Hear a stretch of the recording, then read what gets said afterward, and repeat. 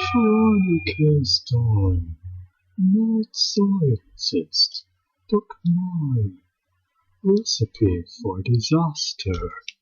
Chapter 1, Franny's House. The Stein family lived in a pretty pink house, with the lovely purple shutters, down at the end of Daffodil Street. Everything about the house was bright and cheery. When you think about it, pink and purple paint look quite nice together. But that just wasn't the type of thing that Franny thought about.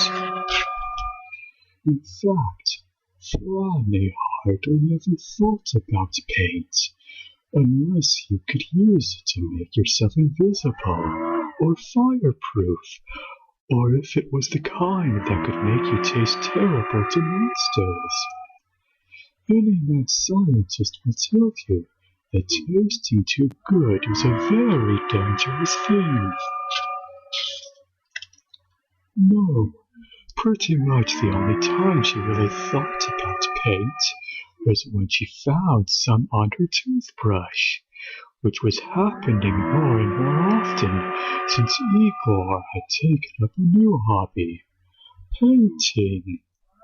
It's a toothbrush, Igor, not a paintbrush, she shouted from her bathroom. Igor had been showing a real interest in art lately, and was slowly getting better at it. He had also taken up gymnastics. All that bouncing around was probably how the paint got on the toothbrush. Franny didn't really mind. She wasn't very interested in art herself, but painting made Igor happy, and this hobby was a lot safer for the world than when he helped Franny with her experiments. Much safer. This plant is a good art model, Franny, but are you sure you don't want me to help mix those chemicals today? I'm positive, Igor. Honestly, you don't know the Higgs boson from antimatter. Chapter 2. Get your baked goods straight. Franny watched out the window of the classroom as two workers carried a big, rusty piece of junk out of the school. She raised her hand. Miss Shelly, what is that thing? It looks like the old furnace, her teacher said. I think the school is getting a nice new one. The old one never worked very well. They're not just going to throw that away, are they? Franny squealed. I don't know what they're going to do with it, Franny, Miss Shelly began, but before she could finish, Franny was out the window, down the hallway, and outside. She ran toward the workers, waving her arms. Guys, wait, I can use that thing. Can I have it? They chuckled at her. What are you going to do with it? One of them joked. I'm not sure yet, Franny said, rubbing her hands over the surface of it. But that is some good, heavy steel. I can make a lot of stuff from this. Like what? The other man asked. Like, I could make a small tank, I think. Or maybe a rocket. Maybe some kind of robot. I'll invent something.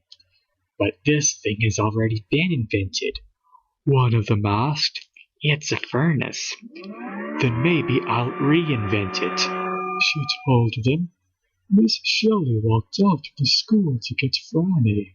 When she got there, she found that the workers were laughing at her, and Franny didn't even seem to notice. This little cupcake says she wants to make a rocket out of this, one of them said to Miss Shelly with a snicker. Miss Shelly smiled. She can do that, you know.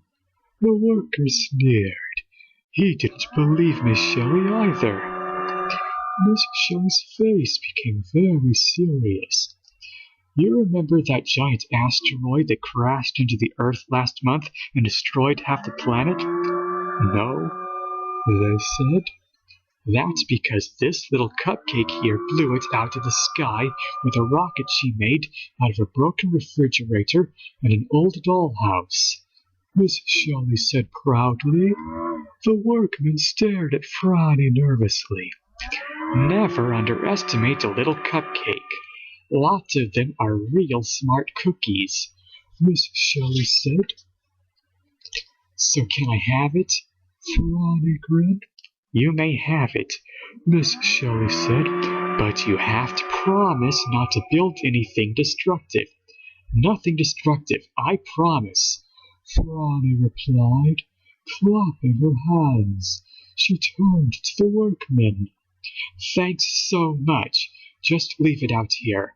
I'll come back after school and get it. Aren't you going to need some help? One of the workers asked. It's pretty heavy. Oh, I'll have help, she said. I have a lab assistant.